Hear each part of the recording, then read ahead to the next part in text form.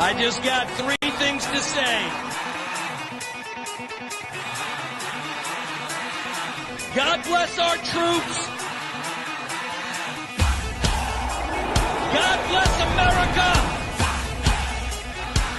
And gentlemen, start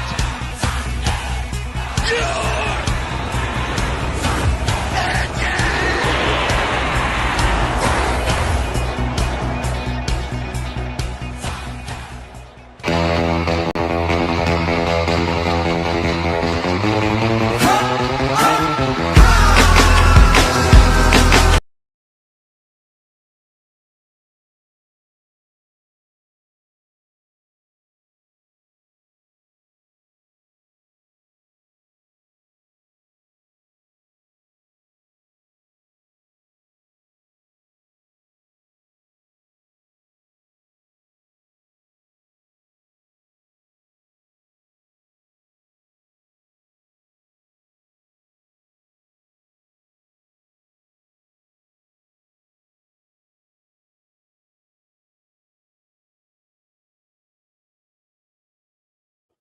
Thank you for that, Dottie.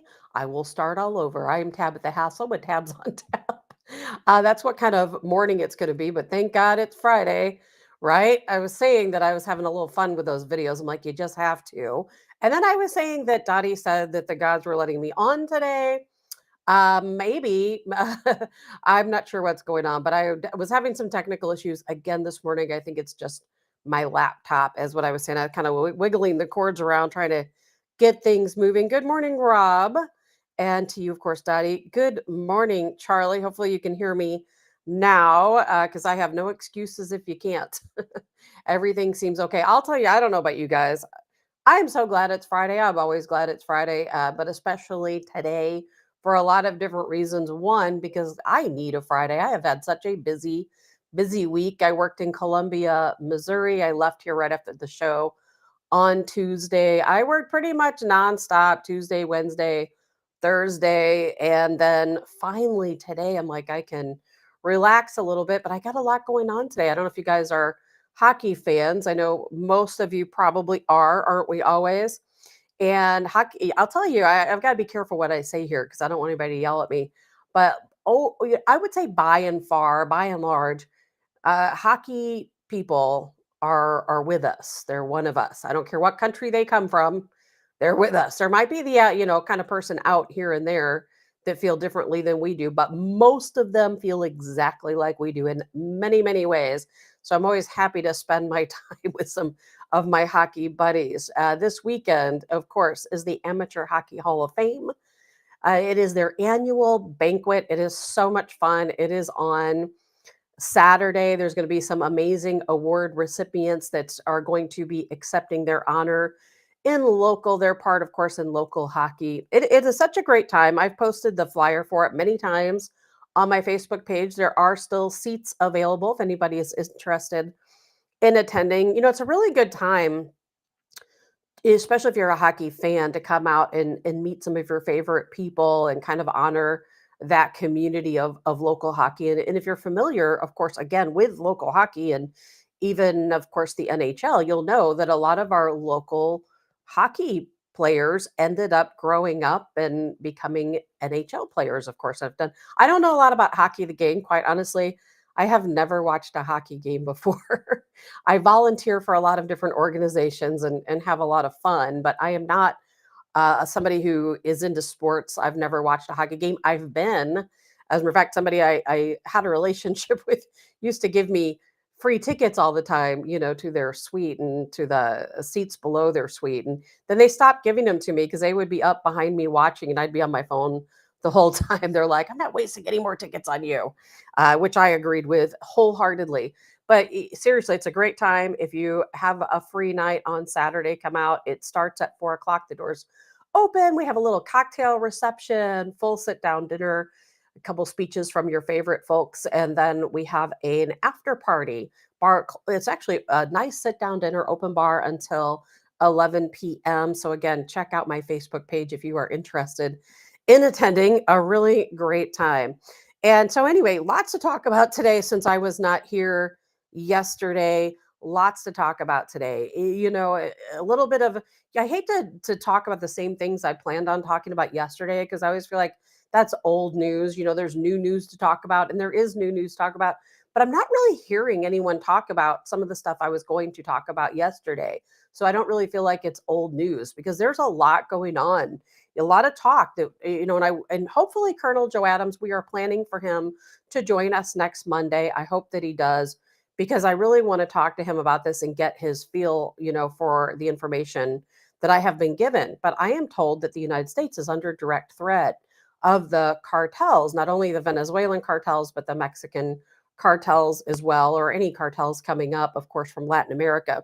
So we'll talk about that. We're going to talk about, of course, the raid on John Bolton's home. I woke up with the biggest smile on my face after I read that news.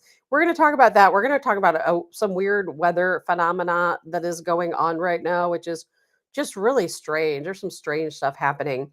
As a matter of fact, I was planning on talking about more strange things today, but we got too much to cover to get into the weirdness today, another day. We're going to talk about, of course, Bill Clinton. So let's just jump into some things really quick. There's a lot of information out there about an investigation that's taking place against the Clinton Foundation.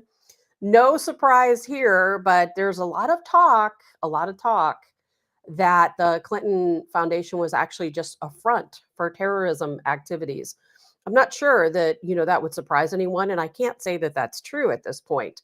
But there's a lot of information being uncovered that a lot of money that was raised ended up going to these different proxy type militants and to do their bidding, for the Clinton administration. So I don't know if that's true. I don't know. But as that investigation continues to unfold, we're going to find out a whole lot more. And of course, a lot of money being funneled through the Clinton Foundation. It's kind of funny because years ago on an old show I had back in, I don't know, 2012, 2013, 14, I don't know, somewhere in that range. I befriended, a guy, I don't even want to say his name, but he is Bill Clinton's, at the time, best friend. And he was also part of the Clinton Foundation. And he is also the person who owned Rosatom, who sold it, of course, to Russia, and which is how Hillary Clinton, of course, got embroiled in that entire disaster. Gosh. And it was kind of an interesting conversations, I had with him back and forth about that era. He didn't tell me any secrets, nothing, like that. He actually owns a lot of different companies, and he, owns a olive oil company and different things like that. So we mostly talked about olive oil, but he seems like a really good guy. It's so hard to believe. And I really think this guy who was, dragged through the coals with the Clinton Foundation really thought that he was doing the right thing and that the Clinton Foundation was on the up and up. I have a hard time believing this very nice man had any part of these evil doing that went on. But as these investigations continue, I'm sure we're going to find out a lot more. And then, of course, we have more information coming about the Epstein files. I know there've been so much back and forth. Oh, let's release the Epstein files. Let's get all this information out. It's going to be nothing. I'm not even going to look at it when it comes out because anything that would be of any value will be redacted. You won't be able to see anything. You'll be able to see the filler words in between the good words, and the rest will be redacted. So you're not going to get any names. There's not going to be any bombshells. So it's just more smoke and mirrors. Oh, we're releasing some information, but not really releasing information, just more illusion, of course, of information being released, but it's not really there. And somebody on my Facebook page had commented, I don't recall who it was, that yeah, it is smoke and mirrors, but you know what? Anything that was once in those files has long been since destroyed by Democrats, and I'm sure that's true. I just don't think the information's there. And what information might be there, there's a lot of judges out there who are blocking its release. So anything you get, don't even worry about it. Not going to be a big deal at all. Now, of course, we know John Bolton's home is being raided this morning. I think that's a bigger deal.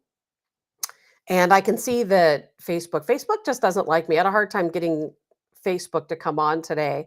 And I keep seeing it flashing, like probably people flagging it or algorithms hitting it because I see the little Facebook logo flashing. Kind of funny what you can see when you're back here behind the seat. But anyway, probably too much Clinton talk, right? I don't want to be on their list. However, John Bolton, he's one of the biggest warmongers I think we have in this country, even ahead of Lindsey Graham. And he allegedly has some type of classified documents at home. Now, this was not a Trump decision, quite honestly. This was actually an investigation that started under Biden's term. But for whatever reason, Biden administration decided not to raid Bolton's home. The orders were given to raid his home. And remember when everybody was getting raided over classified documents? And obviously, Trump's home, there was a couple other people, Biden's home, they found classified documents in a lot of different places. And Bolton's name was on that list. But for whatever reason, the Biden administration canceled the order. So Donald Trump's administration is just reenacting an order that had already started. So this isn't anything necessarily new, but I do think it's pretty darn funny. I really do. I can't stand John Bolton. Every time I hear him on, any type of video I watch, I don't watch news, but I will occasionally come across news clips, on these different avenues that I do go down. And I just can't even stand to hear his voice, just like Lindsey Graham cannot stand to hear his voice. So we'll see what is happening with that. I don't expect anything to come out of that. He's had enough time to where if he had any classified documents, they are long gone. Anything that would be of any value. I mean, this is a couple years ago, this order was issued. So just another big headline with really not a whole lot behind it outside of maybe his embarrassment knowing the FBI is crawling through his home. And speaking of the FBI, I know there's a lot of speculation. We talked about a little bit about this on Wednesday. Was it Wednesday? Tuesday, because I wasn't here Wednesday, wasn't here Thursday. So on Tuesday, we talked about that because we know Missouri's Attorney General, Andrew Bailey, is going to be the co-deputy director of the FBI. And everybody's like, why? Why is this happening? There's no such thing as a co-director of the FBI. It's kind of a made up title. But there is a reason for it. There absolutely is a reason for it. Now, I can only give you what I think is the reason. I don't have any basis, to know. No one's told me, but I really do think that Bongino is going to retire. I do, or resign, I should say, not retire, but resign. I think he's going to step down from his role. And we talked about that on Tuesday. As a matter of fact, I'm shocked that Bongino has lasted this long. There was a guy I knew a few years ago. He was the chief of police for a very large city that had a lot going on, especially during his tenure. And when I first met him, I remember telling him, like, man, we became very close and, good friends. And I remember telling him, you've got a really important job, being the chief of police of such a large metropolitan area with so much going on, high crime and all this other stuff. And he's like, you know what? I'm just a paper pusher. That's it. He's like, the most danger I face is getting a paper cut during the day. He's like, I don't give the orders, even though this is my title. I don't give the orders. I take the orders. I, delegate. I implement the orders, but the orders are given to me. All I do is push around the papers. And I remember thinking about that really long and hard, like, wow, who would have ever thought? And of course, when it comes to big cities like that, we all know how the hierarchy works.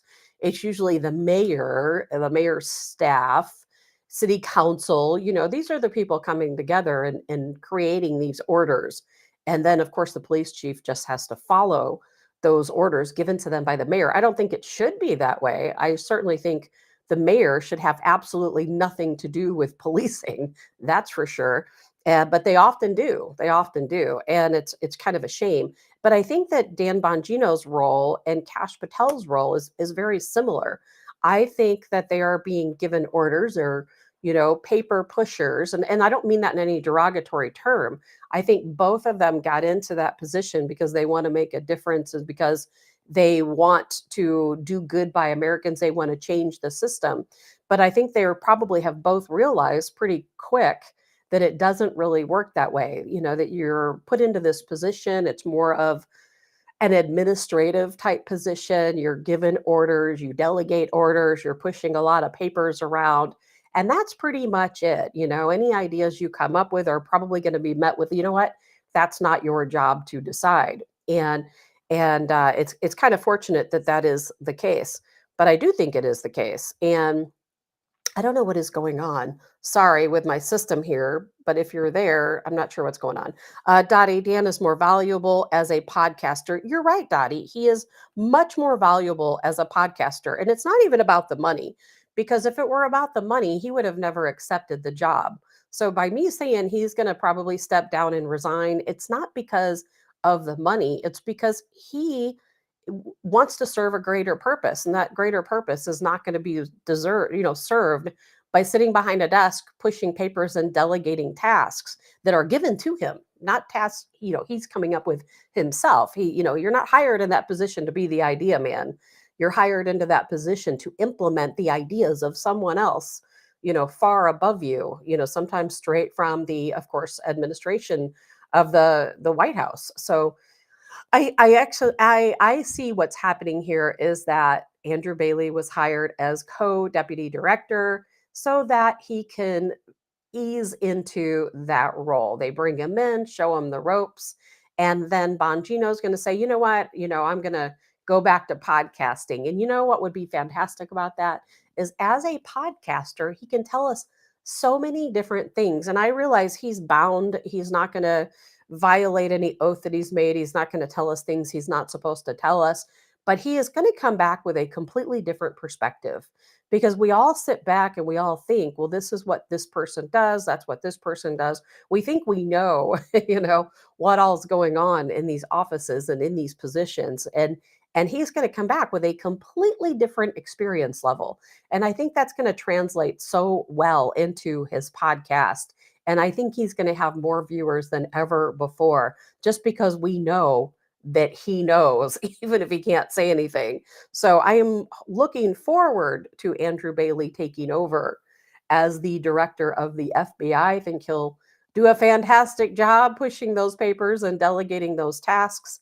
And I think he'll be a little bit less bothered than Bongino that he can't do something. I think that he'll be fine in that role. And then on the flip side, Bongino will go back to podcasting, and again, not about the money, but about informing Americans, which is what he is great at doing. So kind of looking forward to that also. And again, we're just talking. I don't know. Maybe it'll happen, maybe it won't happen, but that's what I'm thinking. I don't think they brought, Bailey in as a co-deputy director for absolutely no reason. So we'll see about that.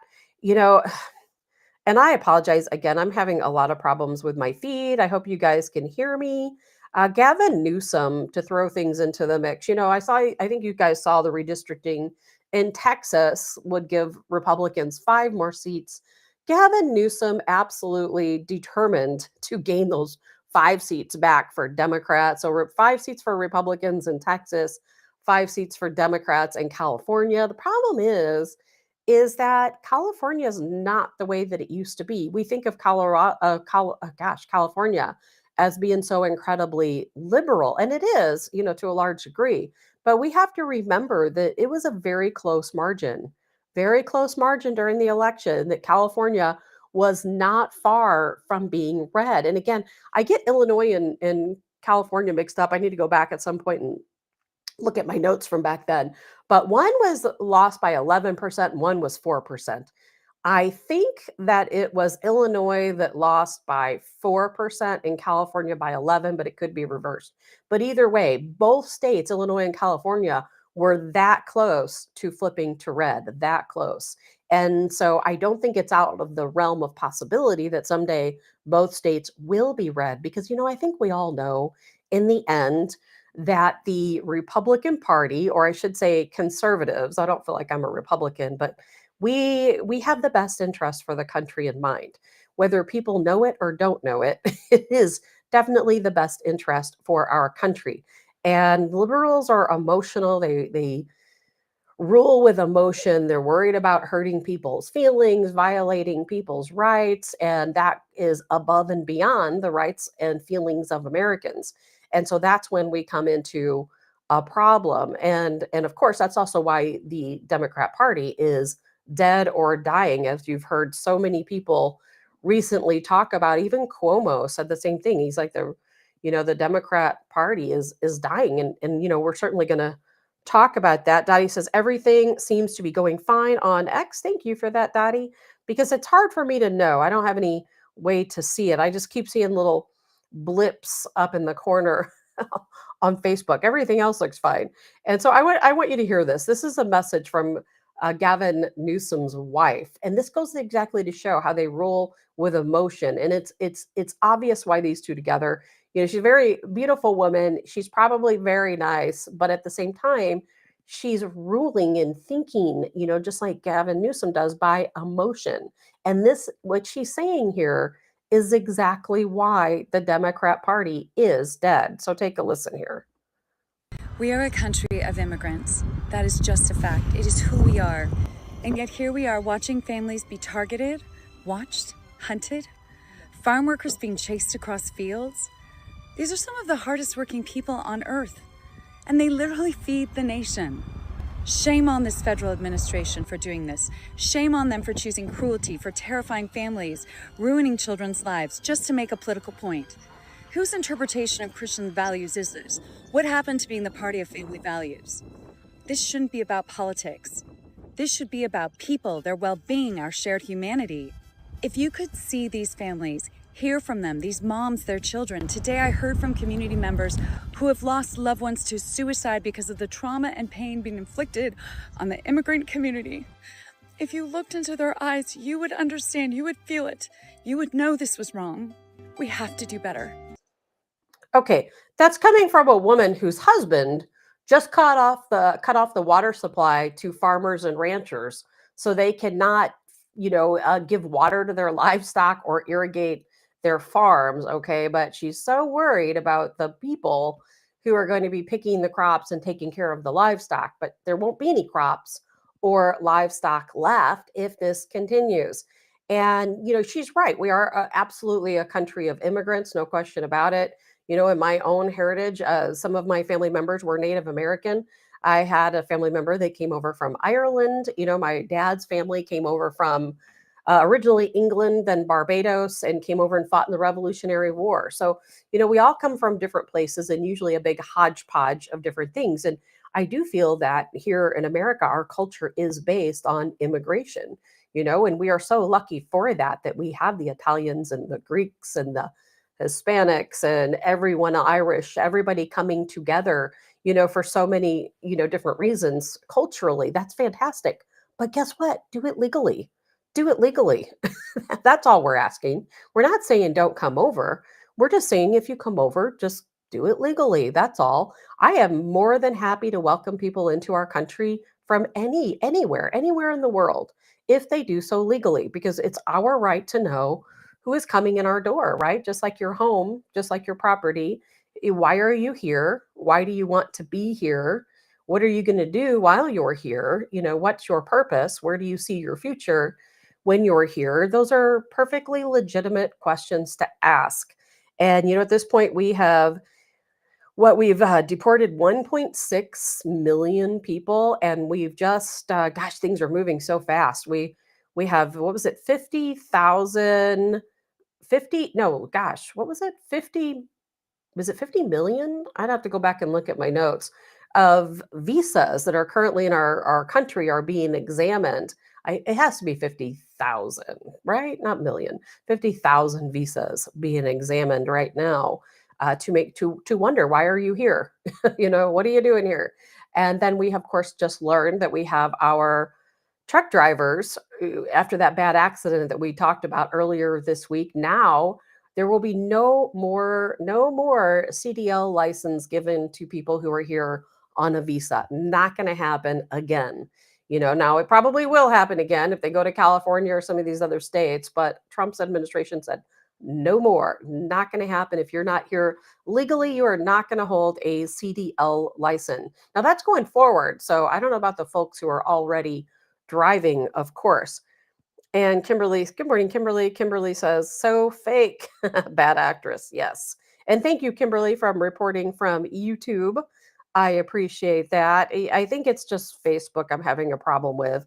unfortunately. And maybe it'll be okay, maybe it won't. It'll be fine either way. They probably don't like me, A, showing those videos, B, talking about the Clinton Foundation, because God knows the Clintons are still running the show, whether we think they are or are not. But Democrats, again, going back to Democrats losing their base for sure, because, I think I know so many Democrats who are good people, who are Christian, who have just always grown up. Their families were Democrat. They've always been Democrat. But these are the Democrats that are like the Teamsters, the union workers, the working class of America. That we're all Democrats. My grandfather and my uncles back in the day, everyone, they were Teamsters. They were Democrats, but they also loved their country. My grandpa served in the military, in the Navy. He was in, World War II out in the Pacific. He watched, Hiroshima, and he watched so many things that had happened. And he loved this country. He had a flag on his car. He had a flag on his house. He had flags everywhere. And because he loved America. And I think there's a lot of Democrats who also love America. And they're realizing that the Democrat Party does not love America anymore. So I think they're all jumping ship. Doesn't mean they're necessarily going to vote Republican, but I think they're going to realize that the Democrat Party has gone so far left that it no longer represents them. And I think we're going to see that at the polls. I was just reading a report.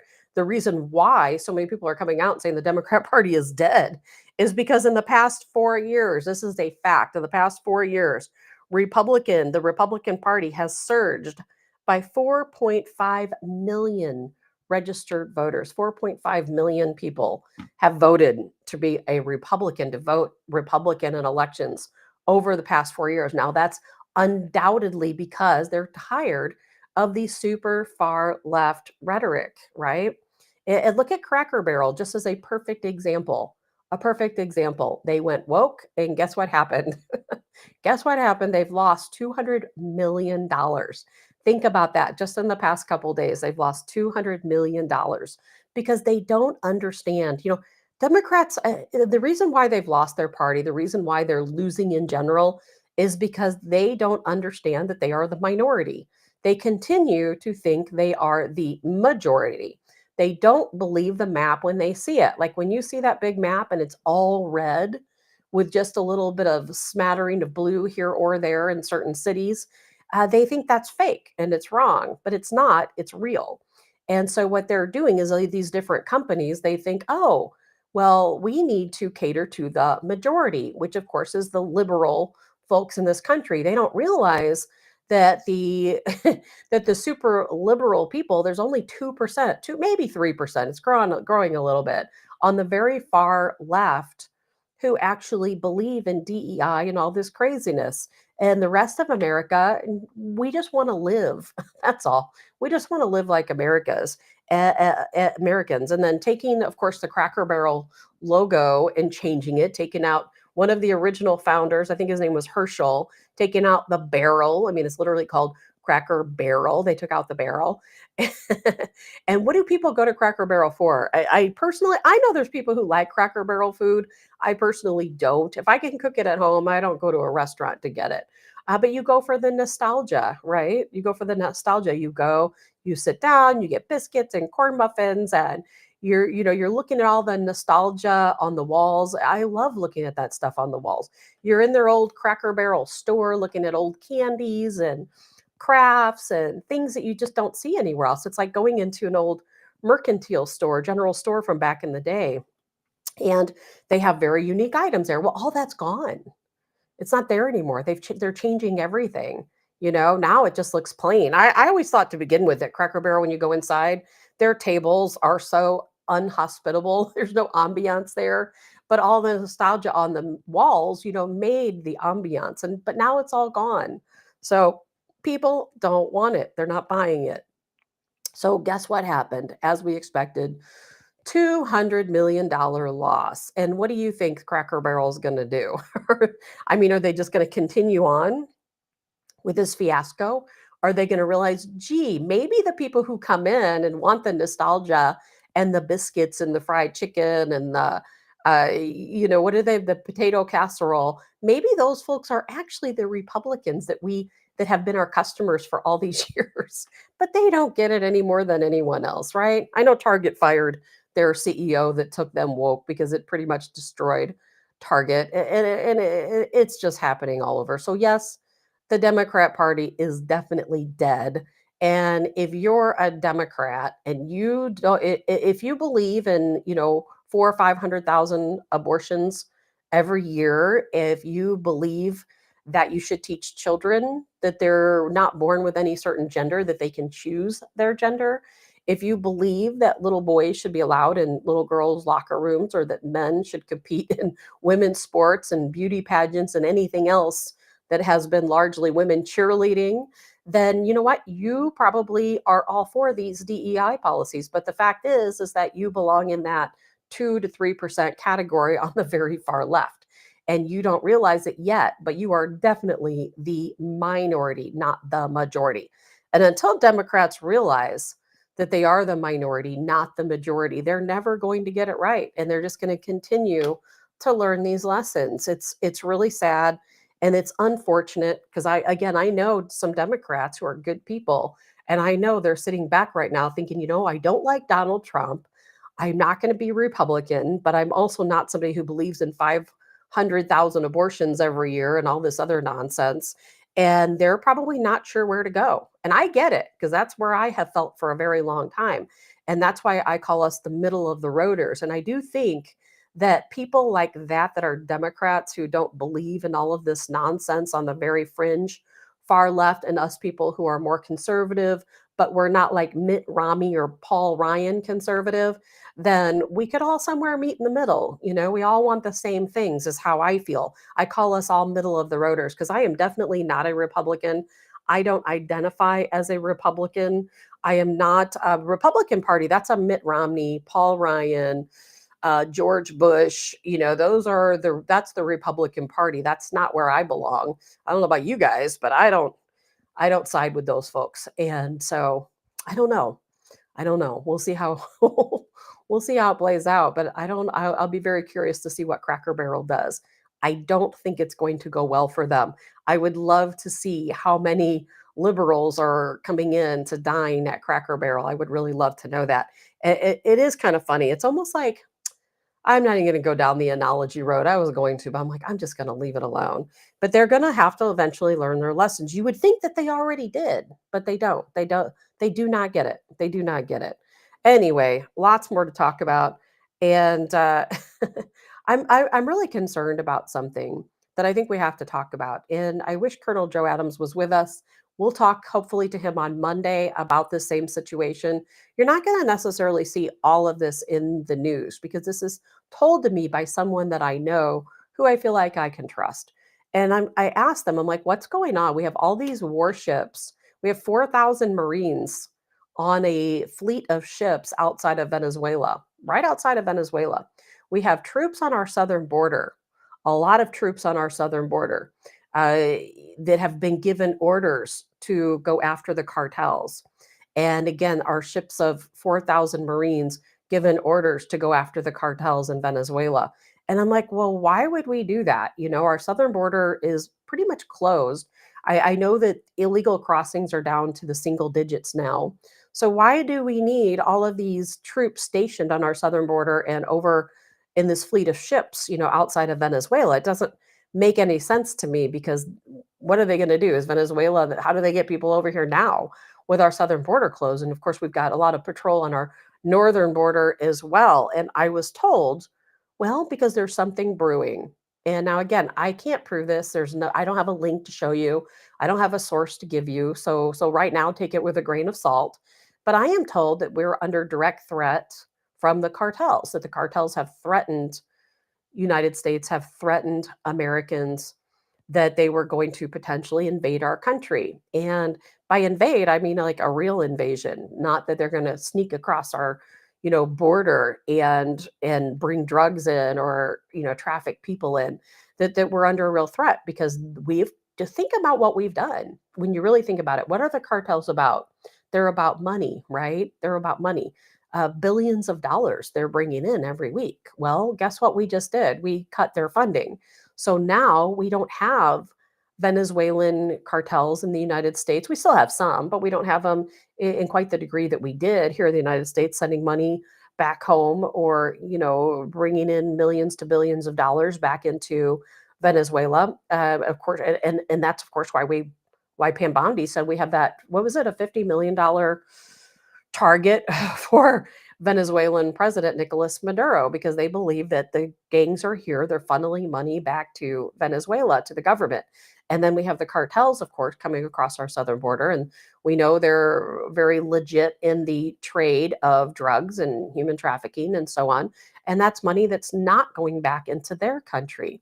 And that the cartels are fighting for their very existence. Now, again, I don't have a link, I don't have a source, I can't prove any of this to you.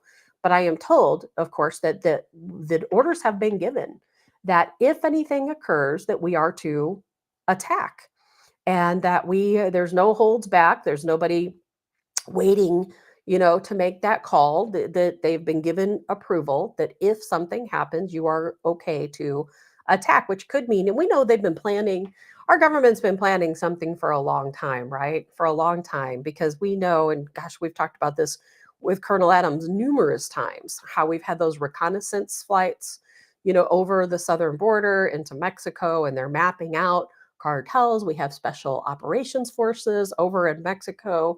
And maybe this is just the next phase of what we've already done, is targeting the cartels directly in their own country. Maybe, there's not a threat against Americans at all, although I believe that probably is true. And we'll have to wait probably until Monday to talk to Colonel Adams about it, of course, but we will do that.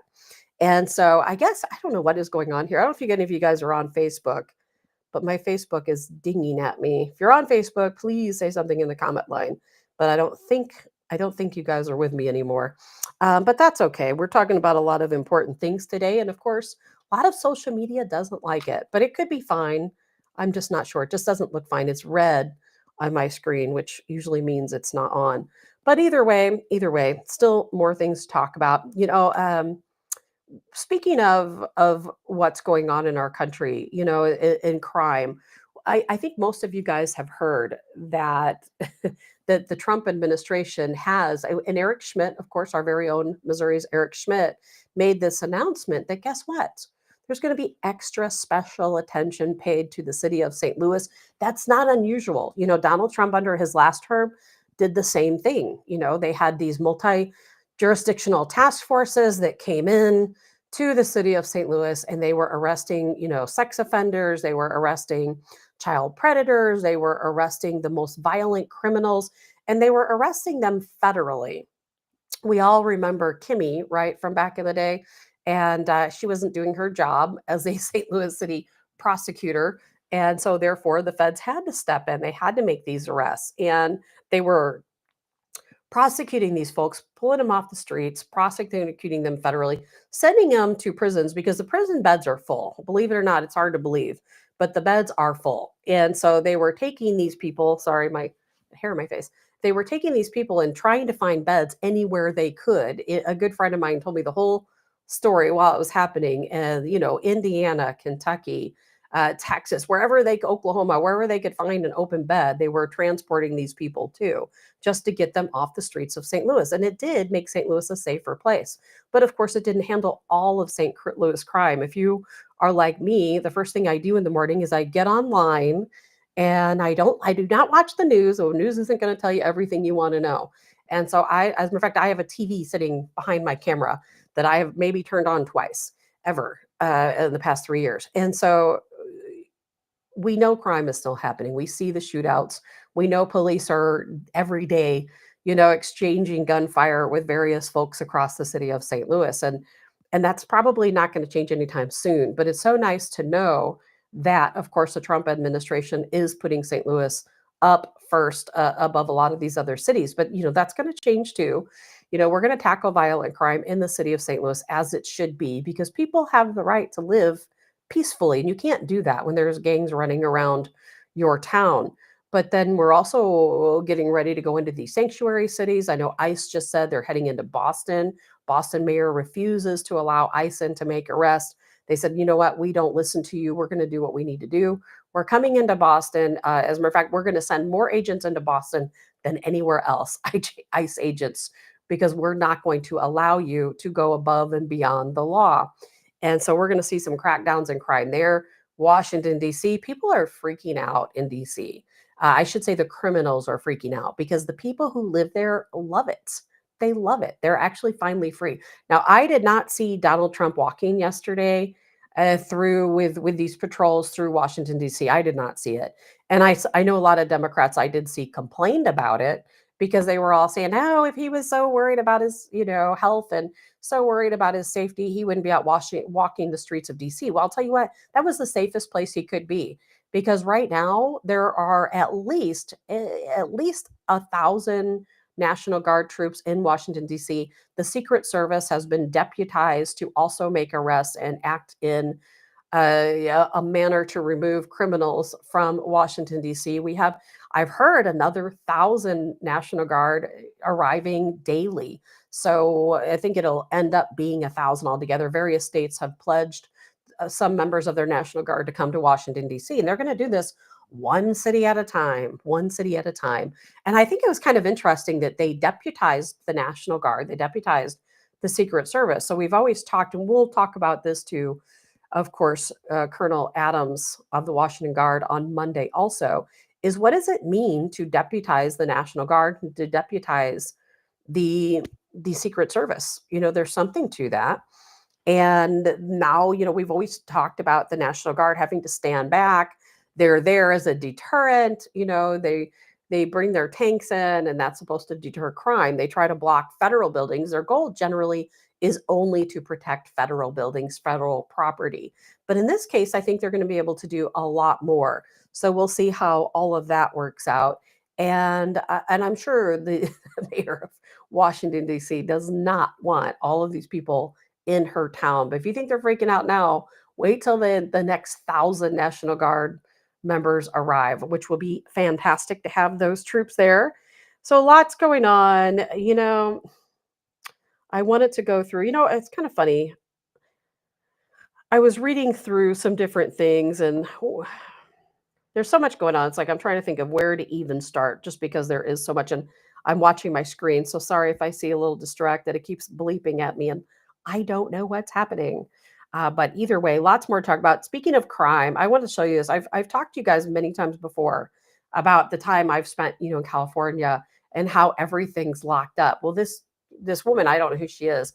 She was in a CVS in California, and she saw exactly what I saw. And this is exactly why, since we're talking about crime, I really do think that retail is going to go away.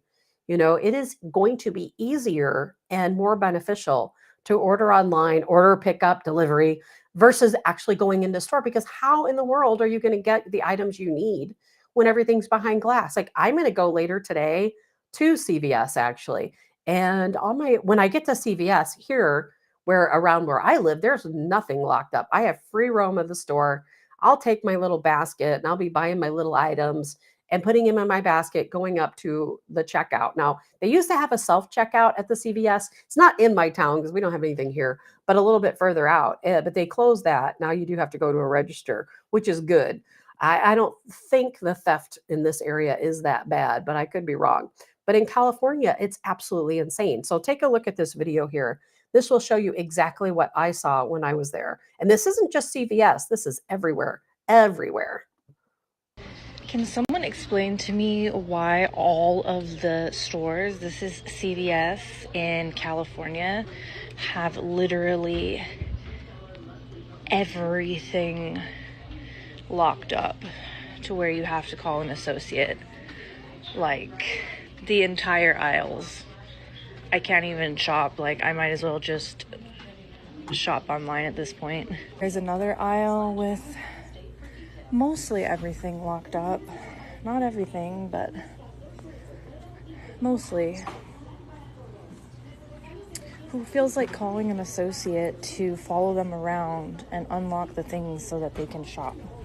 Like, dude, they even have the deodorant locked up. But funnily enough, all of the alcohol is just out. Like, I find that so funny. Alcohol aisle number 2. Everything seems to be out in the... So she goes through the store and shows that pretty much everything outside of the alcohol is locked up between a glass container. And these stores, like I said the other day, they have to have an employee dedicated to unlocking these glass cases for you. And so for me, let's say on my trip to CVS today, I'll be buying multiple items, in the beauty aisle and elsewhere. And what would I have to have somebody follow me around everything? Oh, ma'am, can you unlock this case for me? Oh, can you unlock this case? Can you imagine that person? That would probably be the most annoying job in the world, to have to go around and do nothing but unlock these cases so people can buy, some type of beauty item, whatever that might be, or a medication or a box of Band-Aids, a contact lens solution. It is insane. It is absolutely insane. But crime out of control. Oh, I did, Dottie. Yeah, I don't know what's going on. Dottie, if I froze, I don't know what's happening, because on my end, everything looks fine outside of Facebook, and I don't think it has anything to do with the technical issues I was having yesterday. I'm not sure what's taking place. I don't know. I do have a new internet service, which again had nothing to do with yesterday. And I don't think I have the new internet service hooked up on this laptop yet. So I don't think that's it either. I don't know what's going on, but either way, we don't have too much more to talk about, because I've got a really busy day today, lots going on that I have to get ready for. I'm heading to my hotel today and getting ready for the big hockey banquet tomorrow, which I'm extremely excited about. If you're just hopping into the show, you can backtrack and watch the show from the beginning, and you should, because we talked a lot about the potential war with cartels and some of the crime fighting taking place, why the Democrat Party is literally dead, and a lot of other things. This morning we talked about one of the other things I want to talk about before we head out is Tulsi Gabbard. I there was a time I wasn't so sure about Tulsi Gabbard. I always thought, I like her, but she's not one of us. She's still under that heading Democrat. She's still voting Democrat. And I didn't know to trust her or not trust her. And I'm sure a lot of you felt the same way. But I did like her. I always liked her. And I just thought, if you're voting Democrat, then you're kind of contributing to the problem. And so I wasn't sure about her, but she's doing some fantastic things. I love that she revoked the security clearance for those 37 individuals involved in the Russia Gate hoax. And why do these people have security clearances anyway? That's what I don't understand. Well, if you're an employee at a company and you leave that company, they're going to take out your access to all of your different systems and all of your different programs. However, a lot of these people leave their jobs, in whatever administration they're working with, but they can continue to have security clearance, like Hillary Clinton and Bill Clinton as an example. Why would they still have security clearances? It makes no sense to me. They shouldn't. When they leave their position, they should no longer have a security clearance. There should be nothing else they need to access that they would need a security clearance for. They have no business going onto military bases or any other federal property that would require them to have a special security clearance. So, and then when we find out that they've committed potentially crimes under, in their position and under that administration, they absolutely should not have security clearance. So I was glad to hear that. To me, when you're somebody like Hillary Clinton or Comey or Clapper or Schmidt, one of these people, and they take away your security clearance, that's a huge embarrassment, a huge slap in the face. Just like we were talking about that raid today into Bolton's home. It's not a big deal. We talked about it earlier in the show, but to him, it's probably infuriating. It's probably embarrassing, big slap in the face that the FBI is raiding his home, because he thinks, of course, he's above the law, which of course he's not, as is no one. No one is above the law. And I was kind of excited about, I'm not going to play the video because it's too long, but General Mike Flynn did release a video, and he's talking a lot about what happened with the Russia hoax and why it happened, who the players are. And I think that's fantastic. What I was going to talk about today, and I'm not going to do that. We're going to talk about it next week. I was going to get to the bottom of what is Q? Where did Q originate from? And I've got some videos we'll talk about next week that show before we knew what Q was, there was still a Q, and how it kind of morphed from the Q team to Q. And I know we've talked about this on the show before, but I've always thought that Q was General Flynn. Now, there's people who say, no, it's not him. It's actually a group of people that used to be called the Q team. So we'll talk about that, of course, next week. But I thought it was interesting that Flynn, he's really good at validating the things that we've already believed and that we already know. And he made this statement, and I really liked it. Thank you, Rob. Yeah, Facebook, I think, is where we're having the biggest problem.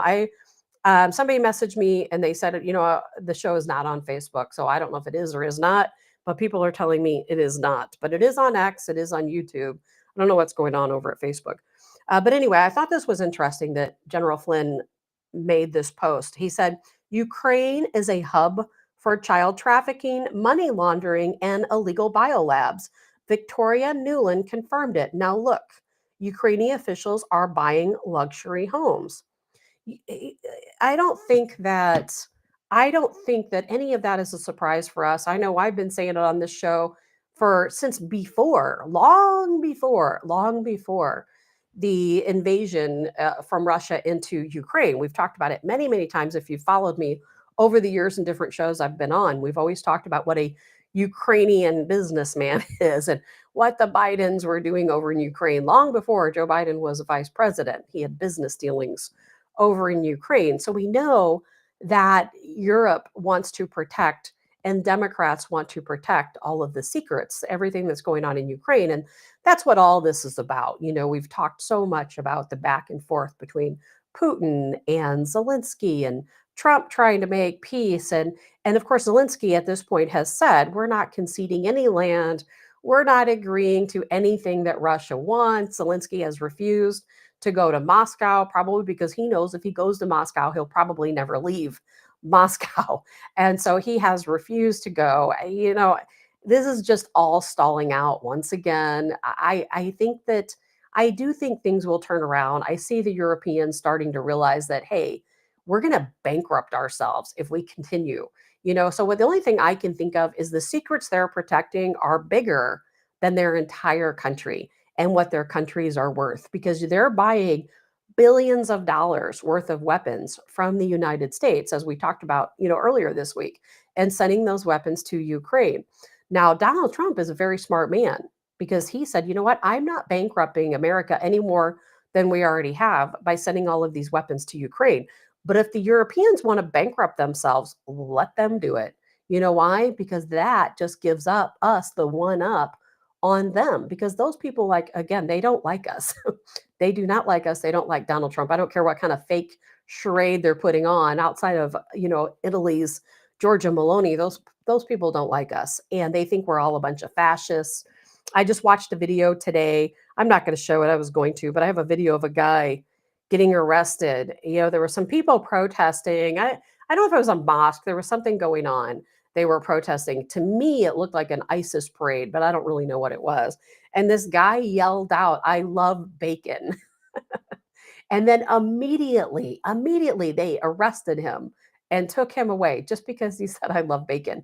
And I'm sure they thought of that as him harassing them, religiously. But yet they allowed this ISIS parade to come right through town. And it's just unbelievable. These people have the exact opposite values that we do. So they are not our friends. And I know I preach that to you guys all the time. They are not our friends. And Donald Trump knows they're not our friends. He's playing nice with them. And when he makes all those nice statements, that is very much tongue in cheek. And it took me a while to think, what is he doing? Why is he talking about these people as his good friends and how much he likes all these people when we know he definitely does not? And I think that he's got this theory that, let's let them bankrupt themselves, because that's the stronger, we will be stronger when these people spend every last penny they have to protect Ukraine. And we're not doing it. We're not sending our tax money over to Ukraine any longer. So let's do the right thing. Now, what's going to happen in that situation is really tough to say. I think Donald Trump, if he has any say, he is absolutely going to work out a peace agreement, only because, again, we want Russia to invest in our infrastructure. We want Russia to allow us to invest in their infrastructure in the Arctic region. So I'm really thinking there's going to be a deal that does take place. I think that eventually Europeans will run out of money and they will absolutely not be able to protect Ukraine any longer. Russia has no problem. They're holding up, no problem at all. Putin even released a statement today and said, "Hey, we're going to narrow this down. We want the Donbass region. We want a guarantee that NATO troops will not be in Ukraine." And that's pretty much his final offer. And I think that's a really good offer for Ukraine that, hey, we want the Donbass region. Yes, we're in a lot of other areas. We're not going to take them all. We want Donbass. So I will see. Zelensky's probably not going to want it, or he's not going to like it. But something's got to give. Something has to give. But I love General Flynn backing us up and validating everything we've thought and everything we've said, because we've always known we're true, right? We've always known that it was true. I'm just going through some general news. Marjorie Taylor Greene, she wants to completely abolish property tax. Now, wouldn't that be nice? I would love that. I hate property tax. I don't like paying any tax, but I especially hate property tax, as I'm sure you do as well. And let's see here. Was there anything else I wanted to go over? I know there's a lot of different things going on. A lot of it we're going to talk about next week, because we don't have a whole lot of time today to get into all of these things. And obviously, Facebook has us off and we're having some issues there. One thing I do want to touch base on before we head out is whatever this weird weather phenomena is.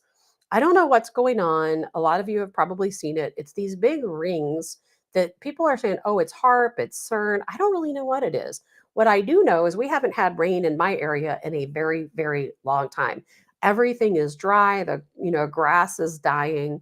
You drive through town, the trees all look sad. And I've been doing my best to run around. We have a well water system here for outside, and I've been running around watering the garden, trying to water the grass, the big trees. I have a huge pecan tree out back, and I've been doing a lot of dedication trying to get some water on it, so I will have some big pecans this season. But there's a lot of weirdness going on. So take a look at this. Now, I have not yet heard any good reason to why this has occurred. But let me tell you something that I do know, because you know what? I was in the Georgia Blue Ridge Mountains, right there on the border of Georgia and North Carolina, when Helene came through. And most of you guys know we evacuated twice. I was in a cabin right next to the river, just on the other side of in North Carolina. And the owners, contacted me. They're like, you guys need to leave. It was my son and I right now. If you don't leave right now, you're not going to be able to get out. I don't think the roads are going to be passable. There might not even be roads. There might not even be a cabin left. So we left. We went further out by Hiawatha. And then, the flooding was coming down from the mountains, and we saw the streets closing off around us. We were fine during the hurricane. We were in a nice little cove area right there in Hiawatha. And we hurried up and left because pretty soon the roads were going to be closed. But I'll tell you what, and I still have photos of it. But there was a very similar phenomena that took place. I'm going to have to go back and find those photos because I saved them. And right before Helene hit, and take a look at this. You just got to see it for yourself. Look at that. This same phenomena was seen when Helene hit. I don't know if anybody remembers that. I haven't heard anyone talk about it, but I still have the photos of it, because as Helene was coming through, I was watching the radar and I was sending copies of people in my family were like, are you guys okay? Is everything all right? You're right in the area that's supposed to be the hardest hit. So I was constantly watching the radar. And at one point I saw one of these circular formations and I took a screenshot of it. Still have the screenshot. I wish I would have thought to pull that up today on the show. But what is this exactly? This is a 125-mile ring. And of course, they're saying it went over 3 states, but this isn't the only one. I have seen 3 of these in the past 2 weeks, different circles like this, not only across the United States, but in other areas as well. And I am 100% sure that I saw exactly one of these rings probably a day before Helene hit. And I remember thinking about it, hindsight, thinking, gosh, I wonder if they manipulated the weather for Helene to be so much worse than what it could have been. And that's why it hit the Blue Ridge Mountains in such a way, because we had one of these circular formations right over where we were. And there was nothing going on, at the time when I looked around and observed the weather with my own eyes, there was really nothing different going on. before Helene, we had a pretty good storm that meteorologists in the area said just came out of nowhere, prior to Helene, and it completely saturated the ground. So that was before Helene came through. And you guys, some of you, you were listening to me then, probably know this story. So we were out canvassing, my son and I, going through different neighborhoods around the Hiawassee area, and trees were coming down. We went into one neighborhood and it had been raining, for a couple days. And again, the ground was saturated. We went into this neighborhood and we almost couldn't get back out. A tree had fallen over the road. We had to drive through somebody's yard and to get back onto the road to get out. We thought, you know what, let's go back to the cabin that we were I lost my earpiece. Let's go back to the cabin we were staying in at the time, and let's just call it a day, and hunker down for the storm. That was before we got the call to evacuate. So it had rained ahead of Helene. So by the time Helene came through and just that huge downpour came through the Blue Ridge Mountains, up in, of course, into North Carolina, the ground was already saturated. So when all that downpour came through, it just resaturated it more. The water had nowhere to go and it just started washing things out. Trees were just down everywhere we went, trees down, massive number of trees. And the roads, I think, in that first cabin we were at did actually become impassable. Thankfully, that cabin didn't suffer any damage because I did talk to the owners after that. But it really makes me wonder, when I see a circle like this in the weather, I don't trust it. I think, okay, something's going on. They're planning some type of major weather event, because that doesn't happen in nature. Something is going on there. So, and not only that, but have you noticed all of the earthquakes we're having? I know you might be able to tell me to put my tinfoil hat on, and that's okay. But have you noticed all of the earthquakes? I have an alert on my phone, and I have an email that comes to me that shows earthquakes. There was yesterday there was a 7.5, and then I think overnight there was another 7.5. I'm like, earthquake in different parts of the world. Like, that's two really big earthquakes. And I didn't even have time this morning to see if there was any damage from the other one. I can't honestly even recall where it was. But I think it was probably out towards the ocean. Right now in Alaska, they're watching for a volcano. Somewhere out in the Pacific, they're watching for a volcano. We have these weird earthquakes occurring, throughout Texas, Oklahoma, Tennessee, different areas. And there was a ton of them yesterday. So anytime I see these circles, I'm like, something is going on. Things have been too quiet. I've been seeing beautiful blue skies and we haven't had any rain. So, they're up to no good. They're up to no good. All right, guys. They're calling it a sky donut, by the way. And here was another one. That's one. But there was another one that I saw over Alaska. I've got it here. So there's been a couple of different ones. That was one. There's several other ones. The other one I have is over Alaska. There's something going on. What it is, I don't know. But if we have some weird weather phenomena over the next week or so, you can probably go back and say, okay, we don't know what they were doing, but they were up to no good. Well, guys, I know we have probably a ton more to talk about. We'll have to get to it next week. Unfortunately, I have to run. I've got a lot going on, and something is going on with our internet service, not internet service, sorry, but with the streaming. I don't know if it's Facebook has banned us or if something else has happened. But either way, we've got a lot more we'll talk about and cover next week, of course. And we'll talk some more about what's going on with the weather and some of the other things. One thing I wanted to add, I guess you guys saw that a judge blocked Alligator Alcatraz. They're saying it has to be dismantled within so many days. Nobody else can be transported there. Now, I think Donald Trump's going to tell them where to go. I absolutely don't expect Alligator Alcatraz to be dismantled because these judges think they have all that power, but they really don't. They just let it go to their heads. We'll cover more about that next week, too. We're going to talk more about this cartel. Hopefully, Colonel Joe Adams with the Washington Guard is going to be joining us on Monday. Be really nice to catch up with him. But I do hope you guys have a really good weekend. And I apologize. There was a lot of other things I wanted to cover, but people keep sending me messages that the show is freezing. And I know how annoying it is if you're watching and it's constantly freezing or blurring or stopping and everything else. And especially for those folks who usually watch on Facebook and aren't moving over to YouTube or X. But either way, it's Friday. I'm glad it's Friday. I need a Friday. I don't know about you guys. I'm going off to my hockey banquet tomorrow. Got to do some work today in the garden before I head out. But I do hope you guys have a really, really good weekend. I will look forward to seeing you all on Monday. If anything happens over the weekend, I'll be sure to keep everybody informed. There's a lot going on. You just never know what might happen next. It could be anything. But we will see you on Monday. Have a good weekend, everybody. I'm Tabitha Hassell with Tab.